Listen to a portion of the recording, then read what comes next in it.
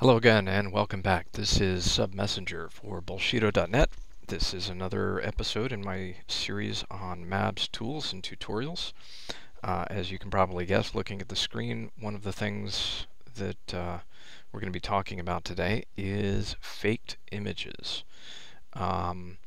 It's a very complex topic, and so we'll just be kind of glossing over or kind of introducing you to the fundamentals. Myself, I am by no means an expert, but once you have a couple of these things under your belt that we're going to talk about today, you will be better off than most people as far as being able to determine faked content. What we see a lot in MABS investigations is that a particular instructor will fake credentials for themselves. And we see that in two ways. We'll see them, hanging on the wall at their dojo, but most importantly, we'll see them on their website, and that's where we as MABS investigators can really take a hard look and a quick look at some of this stuff. Sometimes we're doing investigations of people that are on the other side of the country, so we can't go to the dojo to find out, what they have hanging on the wall. So, and again, this is unscripted, so forgive me. I just kind of do these free form. I have ideas that I want to talk about, and I put up some notes, and then I just kind of cruise through it, and then I do it again, and then I do it again, and then I do it again, and then I finally get around to uploading it. Okay, so today we're talking about faked images. Now, I pulled up a thread on Bullshido here from way back in the beginnings of the site. Which a lot of these images aren't here, but there are some things here that that we can look at. It was just a quick corpus of information, stuff that I know that's faked, that we can go through and kind of introduce you to some of the concepts. So first things first, let's say we have let me scroll down here. There it is. All right, so here's this image here. So the first thing that you can do to determine whether or not images are faked is to do a quick visual inspection. A lot of times you'll see errors that were made when the Photoshop was occurring that will give you hints as to whether or not this is a faked image. So I happen to know what part of this image is faked, and you could probably figure it out as well. The fake part is obviously the text within this cardboard here. But before we even go that far, some of the things that we're going to look at for visual inspection, quick visual inspection, one is going to be shadows. So, this picture was taken outdoors. And so there's a uniform lighting source for the photography, which is the sun in this case. There may be an additional flash on the camera, but probably not in this particular instance. So our only lighting source here is the sun and ambient light around us. Because of that, we're looking at shadows. So shadows that are cast by the sun tend to be relatively sharp. If the sun is out and bright, there's no clouds in the sky, you see nice crisp shadows. They are all coming off at the same angle everywhere throughout the picture. So if you look at the shadows down here on this guy's pocket, you look at shadows on this kid's pants, you can look at the shadows in the background that the box here is casting on the ground. You can maybe even look, for stuff in the background. All right, so that's one way that photos will get faked a lot, is that they'll have a foreground that is completely different from the background. In this particular picture, this is not a good example, but you would be able to see maybe on this tree casting a shadow on the ground, things like that. So again, I'm looking at, the sun casting these shadows. I see like uniform shadows being cast here at the top edge of this box. I see that the box itself, you can see that the door is open and it's dark inside, and that's because the sun is coming from our perspective in a 2D perspective, the upper left. So we would expect to see that dark in there. This little sliver right here is probably a bullet hole in the top of the box or something, potentially. Or maybe even in, like one of these holes on the side, maybe that's casting that kind of shadow. But it would be further up, kind of off the screen from where you can see where that hole would be. Alright, so those are first clues for visual inspection. Something else that you can look at, let me come back over here to the thread, zoom this back down. There was another really good example up here. Again, this is obviously a faked image. But what we see here is, who is that, Crocop? So a couple of different things to look at here. Number one is that there are these banding artifacts that occur only on Mirko Cro Cop, but don't occur elsewhere in the image. Number two, the brightness and contrast. Okay, so if you look at Mike Myers here, his skin is relatively subdued as far as the color goes. Sort of a grayish, dark pink. Obviously the lighting was not blazing on him like it is on this picture over here. Other things that we can look at are obvious signs of image tampering. So let me scroll over a little bit here. There's a big chunk missing out of his bicep. Something has obviously been erased there digitally. Shadows again. Look at the shadow of his fist against his chest. We don't see any shadows in the same lighting paradigm from Mike Myers' character. We have again some more digital erasures here. These are not what his legs look like. And one of the ways that you can see that, first of all, is this unnatural curvature here.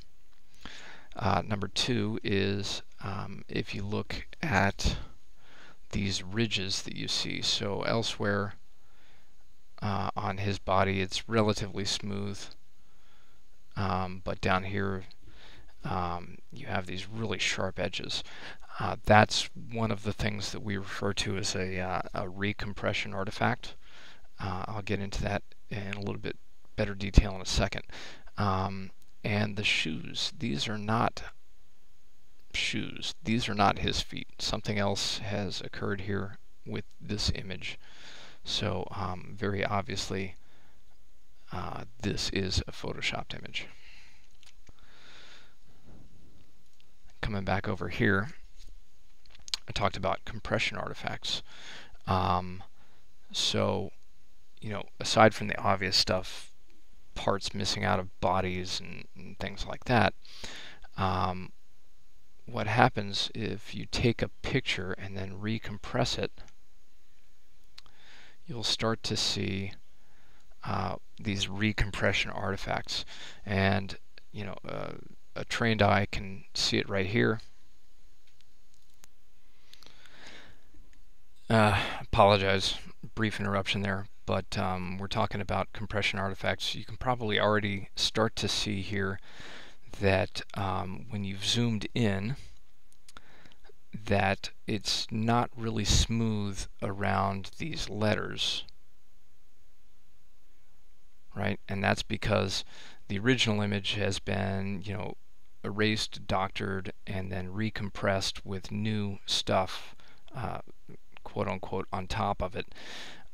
So the recompression of the image, this is a JPEG, and JPEG is what we call a lossy format. So kind of like like your MP3s, your MP4 videos and stuff like that. There's an attenuation of information that occurs because the compression says, well, you know what, people aren't going to notice that, so I can just fake the data for this particular pixel. That's what essentially is going on in a lossy compression algorithm. It's saying, well, I can fake it because the human ear can't detect these audible ranges, or in this particular phrase of the sound, or in this particular chunk of the picture. The human eye won't be able to determine if there is a change. Stand by. Okay, let's see if we can guess how many more times I'm going to be interrupted during the recording of this video. But you can obviously see, in these kind of, it's almost like an aura around the letters. So these words were not part of the original image, and you can tell that because the recompression artifact is kind of making this aura of artifacts around the letters. Compared to the rest of the image, you don't see those kind of things, right? So, so there's that. Let's go back to a regular zoom here.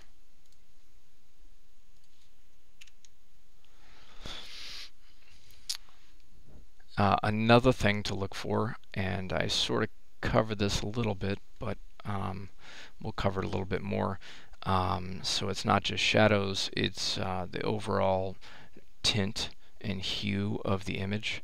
So obviously the skin on this fighter here, skin tones here, don't in any way match the skin tones of Mike Myers. Talking more about text, you come down here again with compression artifacts. You can sort of kind of see some compression artifacts around here, right? So the text up here, even though it's not exactly legible, is very different than the text behind here, right? So if you come over here, you could see, what is this, Robert A or N Fried, maybe. But if you look at the text over here behind Bullshido.tv, it's really blurry. That's because it's been recompressed.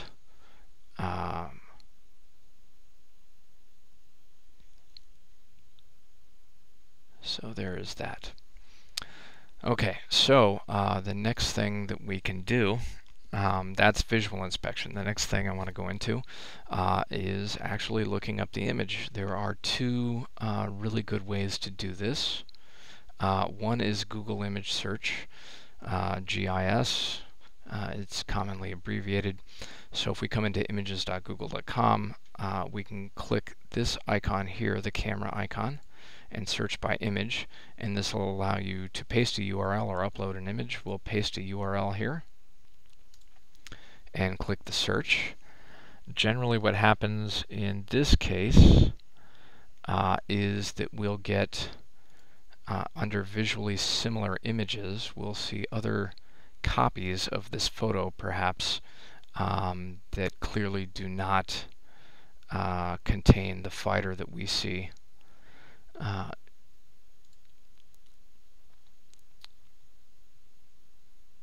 It has the girl in the background in pretty much every case. So we found the original image that was doctored. We can also do that with TinEye. TinEye is a much more precise utility However, their database is not quite as large as Google's. So, I tend to go to both if I'm looking for something. Again, we'll paste the URL right in there, and we found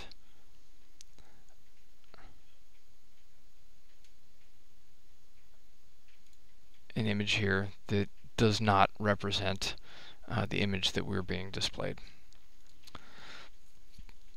The next thing that is information for you. All right, so this isn't just about having an image faked. This is also about gleaning other information from an image. Kind of looked at that a little bit in the end of the HTTrack video that has already been added to the thread. But I want to take it a little bit further, give you some other things to look at. We're going to go back to the Ashita Kim downloads, and I want to pull up this folder and show you a couple of things. So JPEGs, as I mentioned before, are lossy compression files. PNGs are lossless compression files. Most cameras, like digital cameras, either a dedicated digital camera or something on your cell phone or iPad or whatever, will record by default into the JPEG format. So something that you see in a PNG, that is already kind of an indicator that this may be an image that has been altered. It's not proof positive, but it's an indication that, at the very least, the image has been resaved. JPEGs have some metadata that are written into the JPEGs. This didn't used to be the case, but I don't know, about 20 years ago, the Joint Photographic Experts Group, that's what JPEG stands for, added in a metadata standard to the JPEG format, and that standard is called EXIF, E-X-I-F. On modern operating systems, you can view EXIF data just by looking right here at the file properties. If you click over to details, you will see a lot of information in here that comes directly out of the EXIF tags on the image. So you could see when the photo was taken, the program name. This usually evaluates to the camera, the piece of equipment that was used to take the picture. You'll see exposure information, color space that it's represented in, an initial compression estimate, ISO readings, aperture, lens size, focal length, whether or not the flash was on, and then you get into, let's see, this one, it's not showing it here. Some of the other things that are recorded in metadata that are very useful, if you can find them, are GPS location.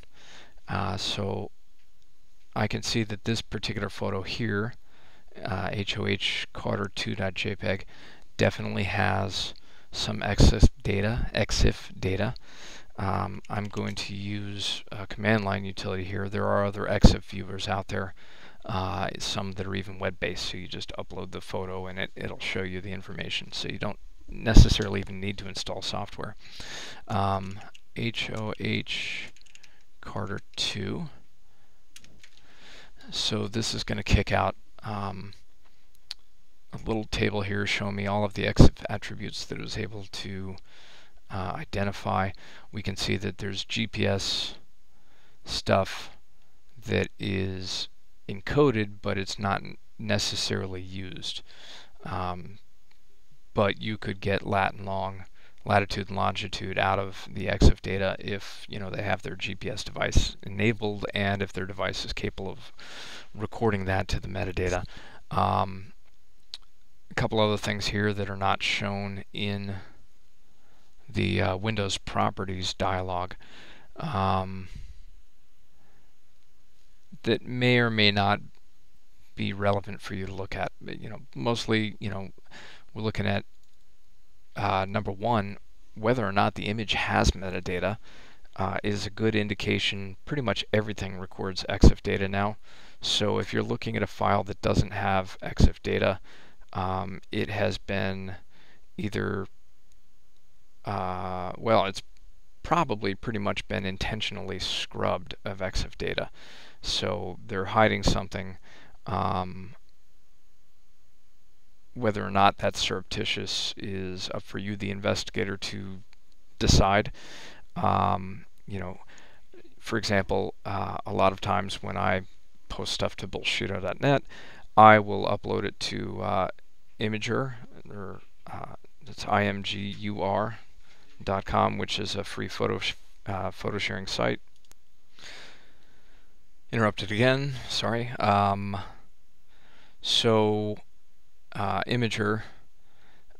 is a free photo sharing site.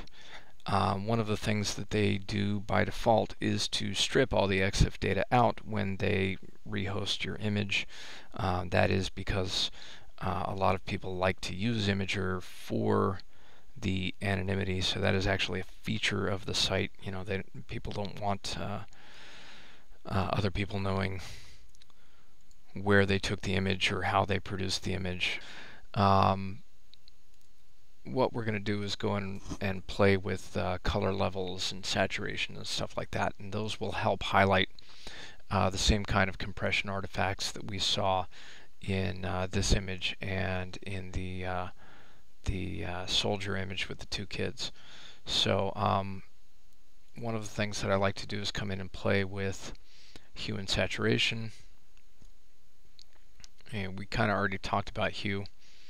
And as you move this slider around, you can definitely see there's a marked difference between our obviously fake fighter and Mike Myers. You can come back here and with the lightness. Alright, this one for this particular image is actually really good. When we move it way up here, we can see that these two people do not exist at the same photo at the same time. Similarly, if I move it way down here, it becomes really obvious. And then saturation sometimes does great for you, sometimes not so much. So if we move all the way to black and white, we can see, obvious contrast difference here.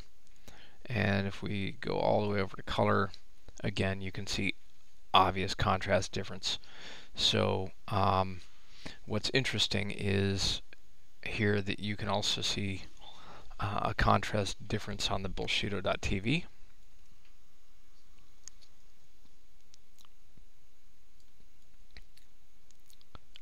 Alright, so here you can really see compression artifacts in bullshido.tv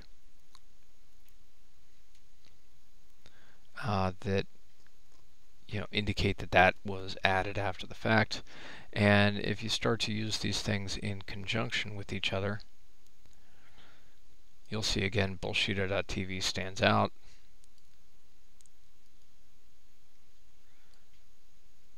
As being very different, and the fighter here now stands out as being very different. So, obviously a movie marquee like this is going to be a composite image in the first place, but what we're looking at here is the fact that the composite image itself has been updated after the fact. I want to talk about is going a little bit beyond your visual inspection. So we're going to come back. Let's let's use this image down here again.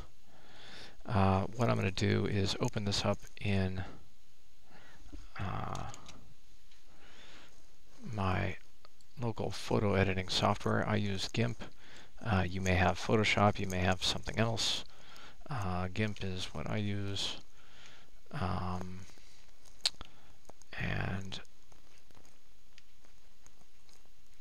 this particular demonstration with this photo may not exactly bear any fruit. I want to point out that there are actually, and I believe it comes installed by default on Photoshop on newer versions. In GIMP there is, well, it's working. So this is called error level analysis. I was never able to get this to work, and all of a sudden it's working for this video. So I'm going to run off this error level analysis. Basically what that's going to do is run a series of filters across the photo to look for these recompression artifacts. Oh, the image must be stored. Alright, so I got to save it first. Alright, so hold on just a second here. I'm going to pause just because I don't want you seeing all my directories. Alright, now that it's saved, let's go ahead and hit our forensics, JPEG ELA, and let it run. Okay, so this one is a little bit difficult to interpret, but I think you can see here, if you look around the text, there's definitely something, you know, if you zoom out right here, the text is brighter than these other parts. The colors basically refer to the compression level that was used, and so what you'll see in an ELA image is that the parts that have been altered will show up as, you know, higher contrast, bright to white over the dark. So anything that's dark back here is part of the original image, and then as we get into these brighter grays and whites, especially on this text. So in this particular photo, ELA is not a really good indicator. It kind of hints at it, but it's not really quite there. Possibly we can find a different image here. Let's pick something obvious like that Mike Myers photo. Alright, so I'm going to do this and pop it in here, and I'm just going to pause real quick. Alright, and we're back, so I will go in to Forensics JPEG ELA, fire that off. So this is a much better sample. You could see the bullshitter.tv down here, or whatever that is, bullshitter.tv, and the image of the fighter are significantly brighter, and that indicates to us that these are alterations done to the original after the fact. So that is ELA. You know, you may not have Photoshop. GIMP is obviously free. You can download that, and the ELA filter is free. So, but as I mentioned here a moment ago, it's a little bit of a pain in the butt to get working. There are free online utilities. 3 that I've identified as being pretty good. Photoforensics.com. I actually haven't used them, so I'm going to give this a try right now, because I don't know if they do this offline and then report back, or if they do it real time. So let's find out. Okay, so you can see right off the bat here they've done ELA, You can see kind of the same thing that I already showed you. They also give you some other information here. JPEG metadata.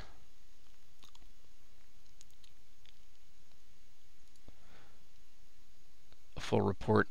This is just giving you the information. They're not saying yay or nay.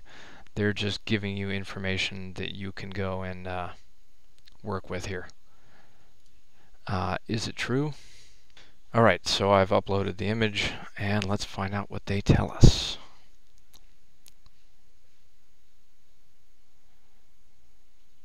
My understanding is that this particular site doesn't tell you what's been edited, just that it has been edited. And let's find out. So they're saying potential file modification. So they're saying, yes, this is not the original. We don't know exactly what's different, but it's not the original. All right, and let's go over here. Here's another one, imageedited.com. Okay, there's nothing in the metadata that indicates it's been edited, but as I mentioned before, things like Imager and you know, other sources of software can go in. I'm reading the screen and trying to talk at the same time. There are softwares out there that allow you to scrub the metadata and tell you. So, this one maybe not so much.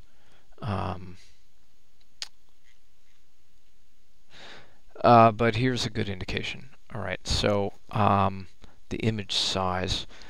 You know, when you take a picture off of, you know, like a 10 megapixel camera or a 5 megapixel, you know, cell phone camera or something like that, it's not going to be that small. So you already kind of know, just from looking at the image size, whether or not there's the potential for that image. Now, obviously, they could just scale it down because they don't want to have really big images getting served off their website all the time. You'll kind of have to use your judgment as far as that goes. And let's see what else I got here to talk about. Oh, that's it. ELA was going to be the last thing, but it accidentally worked for me on GIMP, so we covered that first. And in the interim, I covered these online utilities that you can use. So that is your crash course onto photo forensics. You know, if you have other good utilities or other good methods that you'd like to share, feel free to do so right here in the thread. If you have questions, or if you're looking for someone to give non-expert opinion, you know, feel free to PM me or drop something in the thread, and we'll take care of it from there. Enjoy the video. We will see you next time.